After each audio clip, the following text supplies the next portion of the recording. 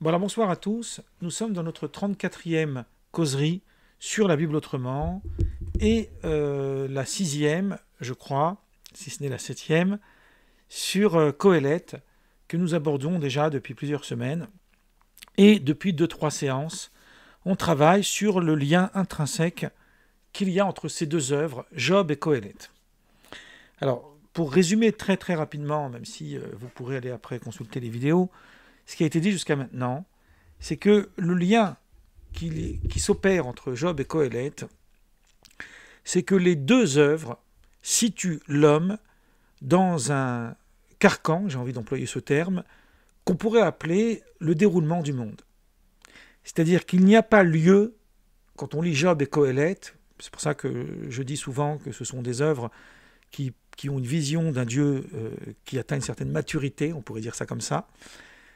On ne peut pas dire, en fait, après avoir lu Job et Qoheleth, que l'homme est partie prenante du déroulement du monde. Donc en gros, qu'est-ce que ça signifie ? Ça signifie que Job et Qoheleth nous racontent pourquoi l'homme souffre. Au lieu de nous expliquer pourquoi Dieu inflige à l'homme une souffrance, ça c'est la question classique, la question du mal, il pose en réalité, sans le dire directement, la question de pourquoi l'homme souffre. Donc pour Qoheleth, on a compris, quand on a lu un petit peu cet ouvrage ensemble, et vous l'avez lu aussi de votre côté, il se passe qu'à ce moment-là, Qoheleth, qu'on attribue au roi Salomon, veut explorer toutes les jouissances possibles de la vie. Il en a les moyens, et il va explorer toutes les jouissances. Il veut explorer toutes les connaissances, il veut explorer toutes les sagesses. Et puis tout à coup, il se retrouve confronté à l'idée que avoir été intelligent ou avoir été un imbécile, avoir été un homme normal ou avoir été un fou, avoir été un homme riche ou avoir été un homme pauvre, tout cela n'a aucune importance, puisque tout est vanité et poursuite du vent. Et à partir de là, Qoheleth va souffrir. Il va opérer à l'intérieur de lui une souffrance. J'arrête ici un arrêt sur image pour reprendre ce qu'on a dit dans la première séance, mais c'est pour ça que c'est une introduction, parce que ça permet d'étayer les éléments au fur et à mesure, que si on s'arrête là, c'est ça le but de notre séance d'aujourd'hui, c'est justement ne pas s'arrêter là. On parvient à la désolation la plus terrible, qui est celle de dire, en fait, que l'œuvre de Qoheleth est une œuvre pessimiste. Une œuvre pessimiste au plus haut point. Pourquoi ? Puisque justement, tout est vanité, donc la jouissance ne sert à rien, le bonheur ne sert à rien, tout cela n'a aucune utilité. Et moi, je vous avais proposé une expérience, alors ce n'est pas un devoir à faire, c'était une expérience qui était de lire Qoheleth 2 fois, la première fois avec la perspective d'une œuvre pessimiste, et la deuxième fois avec la perspective d'une œuvre optimiste. Puisque personnellement, votre serviteur, après méditation et méditation, on arrive à la conclusion que non seulement Qoheleth est une hymne à la joie, un hymne à la joie, mais en plus c'est une ode à la jouissance. C'est-à-dire que c'est un appel à inviter l'homme à la jouissance. Alors avec un discernement, mais à la jouissance quand même. Et Job, il va atteindre la souffrance par un chemin inverse, mais qui en réalité est le même. Quel est le chemin inverse qui va advenir à Job ? Le chemin inverse qui va advenir à Job, c'est de dire, en fait, c'est de parvenir à la souffrance à travers l'expérience du malheur. C'est-à-dire qu'il va être confronté à une situation où il va tout perdre. Du jour au lendemain, il va se retrouver avec plus rien dans sa vie. Et il va essayer de comprendre d'où lui vient ce malheur, pourquoi il lui arrive ça, qu'est-ce qu'il a pu faire comme péché pour qu'il lui arrive ça. Et donc à ce moment-là, il va méditer sur la justice divine, sur la bonté de Dieu, etc. Et avec ses amis, c'est un long texte qui est très très très beau. Et puis à la fin, il va y avoir une sorte de plaidoyer, qui est un plaidoyer de Dieu en réponse à Job. Et plutôt que de lui expliquer la question du mal, Dieu va faire, ça on l'a vu ça longuement la semaine dernière, il va lui expliquer qu'est-ce que c'est que la création, qu'est-ce que c'est que l'œuvre de la nature. Il y a ici quelque chose presque de c'est comme une sorte de farce. Il va lui dire carrément, mais où t'étais-tu, moi, quand j'ai créé le ciel et la terre? Autrement dit, il est en train de dire à Job, il est en train de dire à Job que son problème, c'est qu'il a une mauvaise question. Quelle est sa mauvaise question? C'est celle de croire que ce divin auquel nous croyons ou non, peu importe, a pour mission, a pour but de protéger l'homme et de sauver l'homme de son malheur. Donc en lui indiquant que la divinité procède du déroulement du monde, c'est presque, on anticipe presque sur un dieu spinoziste, on pourrait dire, en lui disant ça, il lui indique de déplacer son rapport à la divinité et de ne pas attendre de Dieu une réponse à cette question précise. Et donc, comme je le dis souvent, à chaque fois que Dieu, dans la Bible, est interrogé sur la question du mal, il botte en touche. Prenons un exemple. Lorsque Moïse, il arrive devant ce fameux buisson qui brûle sans brûler, il s'approche du buisson, puis il entend une voix. Et puis, Dieu lui dit d'aller libérer le peuple d'Israël. À ce moment-là, cette réflexion, je l'aborde dans Israël, mon livre Israël-Palestine, un peu de la Torah. Je vais aller très très vite, parce que on n'a pas beaucoup de temps le dimanche, et j'ai quelque chose à dire de plus important après, mais ça c'est une anticipation. Il faudra qu'on fasse une séance à part pour ce que je vais dire maintenant. À ce moment-là, lorsque Dieu invite Moïse à aller parler à Pharaon pour libérer Israël, pour libérer les Hébreux, la réponse de Moïse, la question plutôt de Moïse, elle est très étrange. Il demande à Dieu, et si on me demande comment tu t'appelles, qu'est-ce que je vais leur dire? C'est écrit dans le livre de l'Exode, je n'invente rien. C'est presque... Voilà un aspect humoristique de la Bible, pour ceux qui cherchent de l'humour dans la Bible. Alors imaginez un homme en prison, surtout aux États-Unis, puisque ça se fait beaucoup plus, et que quelqu'un paye une caution pour sa libération, et puis qui dit non, moi avant de sortir, je dois d'abord savoir qui a payé. Non, sors d'abord, après tu vas voir. Donc là, il demande comment tu t'appelles. Et qu'est-ce que Dieu lui répond? Il lui répond, je suis, alors c'est le fameux Eyé Hachireye qui est l'intraduisible, on va traduire, je suis celui qui sera, ou celui qui est, ou celui qui était, puisque ce verbe Eyé a les trois temps. Donc, qu'est-ce que ça veut dire je suis celui qui est? En quoi ça répond à la question de Moïse? En réalité, la question de Moïse, elle est plus subtile que ce qu'on pourrait penser. Moïse, il n'est pas en train de dire à Dieu, si on me demande comment tu t'appelles, qu'est-ce que je vais leur dire dans le sens ton patronyme, qu'est-ce qu'il y a écrit sur ton passeport, le nom de ton passeport. Mais il va lui dire, mais en fait, il lui dit le problème que nous avons, c'est que ce Dieu d'Abraham, d'Isaac et de Jacob, on en a bien entendu parler en Égypte, c'est vrai. Mais depuis que l'esclavage perdure, c'est écrit dans la Bible qu'il était censé durer 400 ans, on a eu le temps de t'oublier. On ne sait pas qui tu es. Un exemple, un petit enfant, son père le délaisse, ou sa mère, je ne fais pas ici de sexisme. Puis un jour, l'enfant grandit, puis une fois adulte, le père apprend que son fils souffre. Donc il va le voir et il lui dit « Mais moi je peux t'aider. Pourquoi tu souffres ?» Son fils le regarde et lui dit « Mais qui tu es toi? J'ai souffert depuis mon enfance et t'étais où? Et c'est maintenant que tu viens me voir. » Il y a une sorte de contradiction. Donc là, c'est exactement ici ce point. Ce Dieu-là, on ne le connaît plus, on l'a oublié. Peut-être parce que c'est lui qui nous a oubliés. Donc quel est ton nom? Qu'est-ce que je vais leur dire, moi? Je vais leur rappeler le Dieu d'Abraham, mais ils n'ont plus confiance en lui. C'est fini. Et alors, qu'est-ce qu'il va faire Dieu? Il va lui répondre cette phrase magique. Eyé Hachireye. Eyé, donc ce fameux je suis, nous dit le Talmud, c'est comme si que Dieu disait à Moïse, c'est dans le traité Brachot qui dit ça, page 9, c'est comme si que Dieu était en train de dire à Moïse, va dire aux enfants d'Israël que je ne les ai jamais abandonnés parce que j'étais avec eux en Égypte. Et moi aussi j'ai été esclave. Moi aussi j'ai souffert avec eux.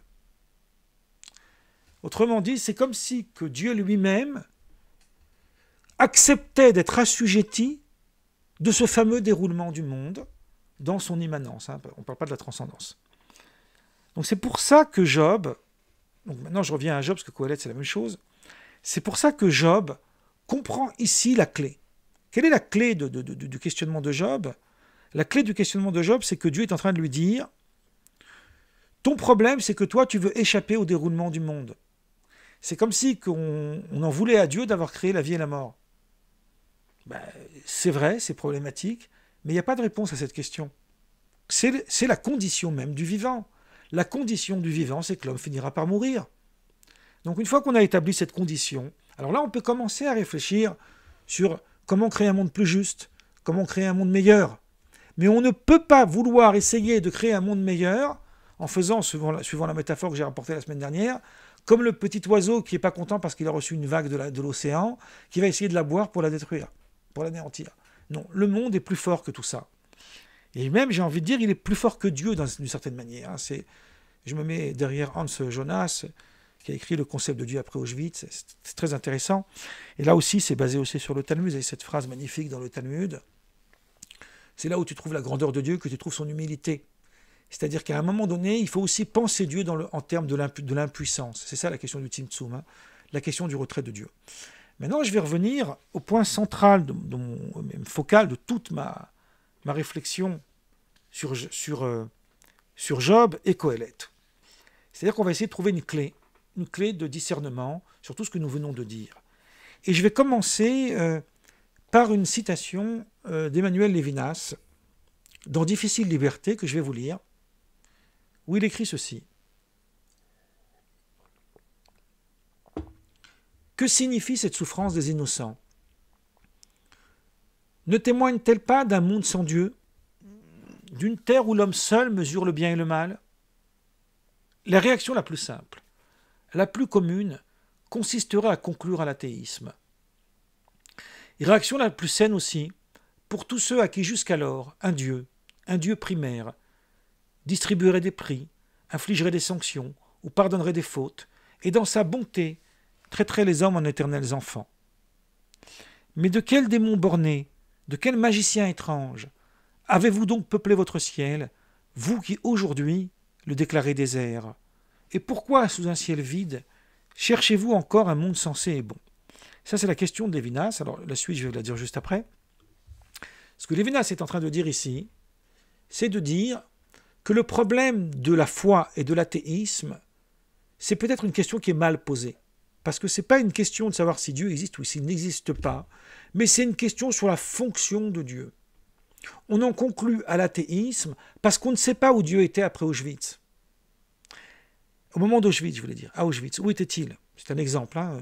On pourrait parler du 7 octobre, on pourrait parler de tout ce que les humains vivent comme drame dans l'histoire, que ce soit des cataclysmes naturels ou des drames du fait de la férocité humaine.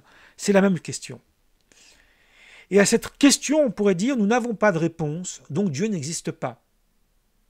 En tous les cas, nous n'avons pas de rapport avec ce Dieu-là. C'est ça la problématique de Job. Et c'est là que Levinas dit, vous déclarez le ciel désert et vous reprochez à ce magicien de ne pas avoir été là pour vous porter secours.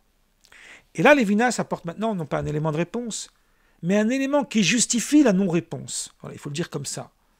Il dit, car s'il existe, donc s'il existe, si seul est sur ses épaules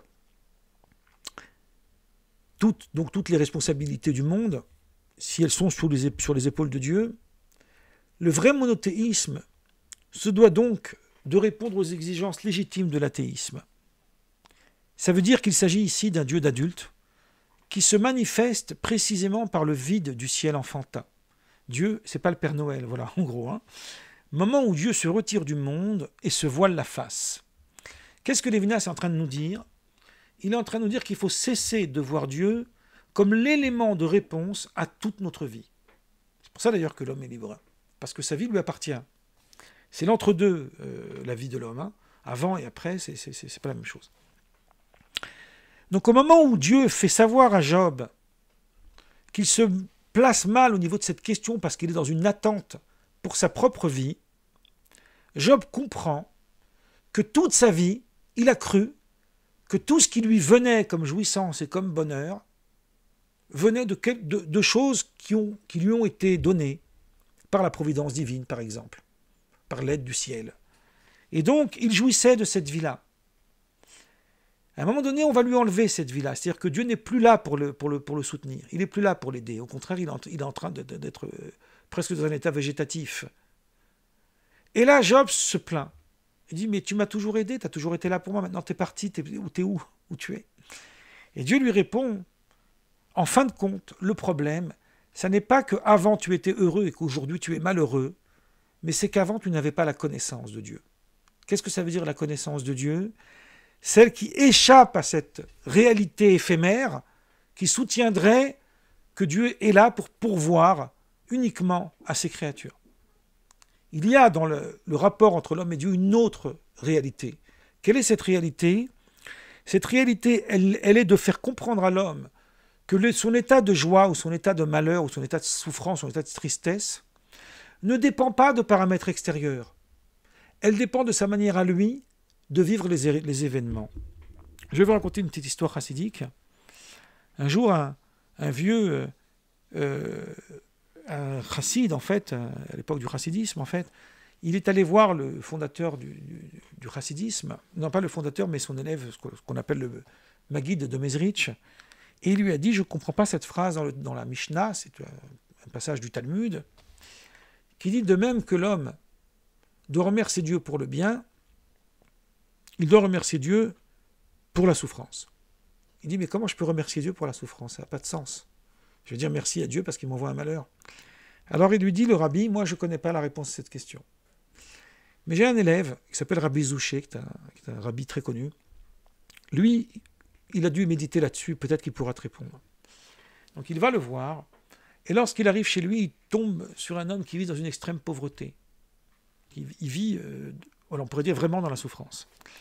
Et il lui dit, voilà, le rabbi m'a envoyé chez toi pour que tu m'expliques pourquoi, comment on peut remercier Dieu pour le malheur. Et ce rabbi lui répond, le fameux rabbi Zouché, il lui répond et il lui dit, le rabbi s'est trompé. Moi, je n'ai pas de réponse à cette question. Pour pouvoir répondre à cette question, il faut un jour avoir vécu cette expérience, qui est l'expérience du malheur. Moi, je n'ai jamais connu le malheur dans ma vie. J'ai toujours été heureux. Donc je ne vois pas en quoi je pourrais te répondre. Je n'ai pas surmonté cette épreuve. Qu'est-ce qui nous enseigne? Il enseigne cet aphorisme de Maxime Despères, bien connu, hein, c'est facile à dire mais difficile à faire. L'homme riche, c'est celui qui est content de ce qu'il possède. Il cesse d'être dans une attente, et encore plus dans une attente des autres. Et donc au moment où Job comprend qu'il s'était mal placé sur la jouissance qu'il avait de la vie et sur la souffrance qui lui arrive, donc il se repent de ne pas avoir connu Dieu. Et là, il dit, je ne t'avais connu que par ouï-dire, etc. Cette fameuse phrase. Et maintenant, je te connais, etc. En fait, avec ça, on peut répondre à une question profonde. On n'a pas beaucoup de temps le dimanche, mais on va essayer quand même. On pourrait se poser la question sur tout le déroulement du livre de Job. Donc il y a 3 étapes. Hein. On pourrait dire 4. Première étape, l'étape en fait, c'est 4 en 3. Première étape, c'est l'étape du bonheur. Il est heureux, il a tout ce qu'il faut, il manque de rien. Hein. C'est l'histoire de tout va très bien, Madame la Marquise. Hein. C'est ça, le livre de Job. Deuxième étape, c'est l'étape du malheur, du drame, de la souffrance, etc. Après, il y a une 3e étape, mais c'est à l'intérieur de la 2e, où il est dans la méditation avec ses amis, il réfléchit, etc. sur cette question. Puis 4e étape, où il retrouve la richesse, il retrouve le bonheur. Mais prenons l'exemple d'un homme à qui un de ses enfants est mort. Et que pour le soulager, pour le consoler, sa femme va tomber de nouveau enceinte et il va avoir encore un enfant. Est-ce que ça va l'aider? Est-ce que ça peut le soulager? Non. Un enfant ne remplace pas un autre. C'est la nature humaine, c'est comme ça. Donc en quoi la réponse de Dieu à Job est-elle une rédemption? Est-ce que ça va effacer le malheur précédemment? Oui, c'est une rédemption. Parce qu'ici, la rédemption, c'est pas que maintenant tu vas de nouveau avoir des enfants qui vont remplacer ceux d'avant. Non, ça non. Mais maintenant, tu vas pouvoir jouir de la vie et de ce que tu possèdes en connaissance de cause, et plus dans l'ignorance. Qu'est-ce que ça veut dire, cette connaissance de cause? Et je vais aller très vite parce que le point que je vais dire maintenant, on va le réaborder la semaine prochaine, lorsqu'on va faire un lien aussi fort que celui-là, j'espère, entre Qoheleth et le Cantique des Cantiques. Là, on est dans Qoheleth et Job. Mais la conclusion est plus ou moins similaire. Donc là, je vais aller brièvement, parce qu'on est presque à la fin de l'heure. Et la semaine prochaine, on va l'étaler encore plus. Qu'est-ce qui se passe dans le livre de Qoheleth? Dans le livre de Qoheleth, Qoheleth jouit de la vie, puis tout d'un coup, il ne comprend pas à quoi ça sert. Il ne comprend pas à quoi ça lui a servi. Une fois que les choses elles ont été vécues et sont passées, ben c'est terminé. En quoi ça lui a servi? Il comprend que lui est le mauvais, lui est le pauvre, lui est l'idiot, et le fou. On va tous avoir le même sort. Que tout est vanité. On va tous finir comme des vermisseaux. Et alors à ce moment-là, il a une prise de conscience, Qoheleth. Quelle est sa prise de conscience? C'est de dire la jouissance de la vie n'a pas d'autre sens qu'elle-même. Cessons de croire qu'elle a un but. Cessons de croire que l'état de jouissance de l'homme lui vient de paramètres qui lui sont extérieurs. Non. La joie, elle est intérieure à l'homme. Elle est intrinsèque à lui. Et tant qu'on est dans une quête de vouloir essayer de posséder, y compris sur le plan du désir, ce que nous verrons la semaine prochaine, quelque chose qui est à l'extérieur de nous, ça nous échappera toute notre vie. Et il a cette phrase sublime, et je vais conclure avec ça, mais je la reciterai la semaine prochaine. Il dit, à quoi servirait-il à l'homme de vivre 2 fois 1000 ans s'il n'a pas su que c'est que d'être heureux? Le bonheur et le malheur, chez Qoheleth, c'est ici et maintenant. Donc je peux maintenant jouir de la vie et avoir une véritable joie de ce que je possède, tout simplement parce que je n'attends pas quelque chose qui pourrait advenir de l'extérieur de moi, y compris de Dieu d'ailleurs, mais parce que c'est mon état d'esprit. Je construis en moi cette voie qui est la voie de la joie et de la jouissance dans la vie éphémère qui est la nôtre, c'est-à-dire en connaissance de cause. Là, je vais m'arrêter là. Voilà.